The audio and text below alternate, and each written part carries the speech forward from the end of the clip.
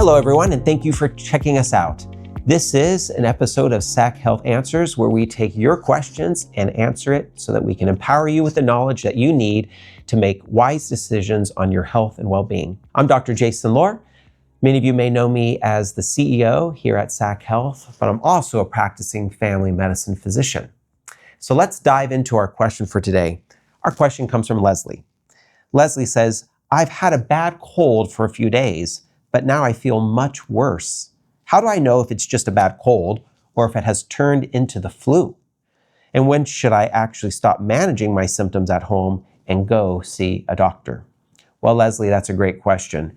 And we see colds and flus, especially during the flu season, on a regular basis, almost weekly, if not daily. So differentiating the two is super critical and important to know. So let's talk about that.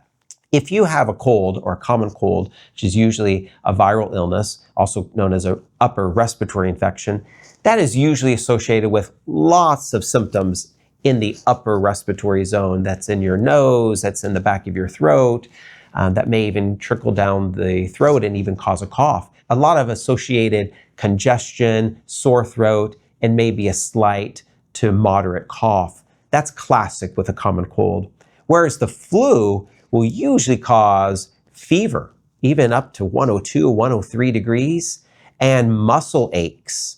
And many times, you may not have as much nasal congestion with the flu. It will really be focused on more of the muscle aches and the fevers. Sometimes it can still cause a cough and other symptoms, but the difference is pretty stark when you look at cold versus the flu. Why is that important to know? It's important because there can be red flags, especially when you have the flu. If you have the flu and you're getting really high fevers and really sore muscle aches, are you having shortness of breath? Shortness of breath with the cough could be a sign that you're developing a pneumonia or something else is going on in the lungs. Some of the other red flags would be if that high fever is persistent. I mean, it's just not going away and it's lasting multiple days. If the symptoms are actually worsening, where they start mild and then they worsen and worsen, that could mean that now this viral infection is turning into something bacterial and it will need an intervention and a treatment, so you want to see your doctor for. And the other thing is if you actually are developing severe dehydration. That can happen. You're not drinking enough water, you're having a high fever, so you're really using a lot of evaporation and you're sweating a lot. And so that could lead to dehydration, and then you would need to be seen by your doctor for that. Definitely vulnerable groups, the young and the elderly, under age 5, older than age 65, are groups that are going to be the most impacted by the flu. And so if you're in those age groups or you have a child in those age groups, you do want them to be seen when they have these symptoms of the flu that we mentioned previously.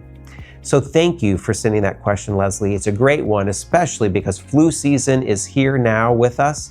And so it's a reminder to get your flu shot. Flu shots do prevent the flu. They are recommended. And every year you want to get a flu shot. That will be the best way you can prevent the flu from happening. Hope you can join us for our next episode of SAC Health Answers.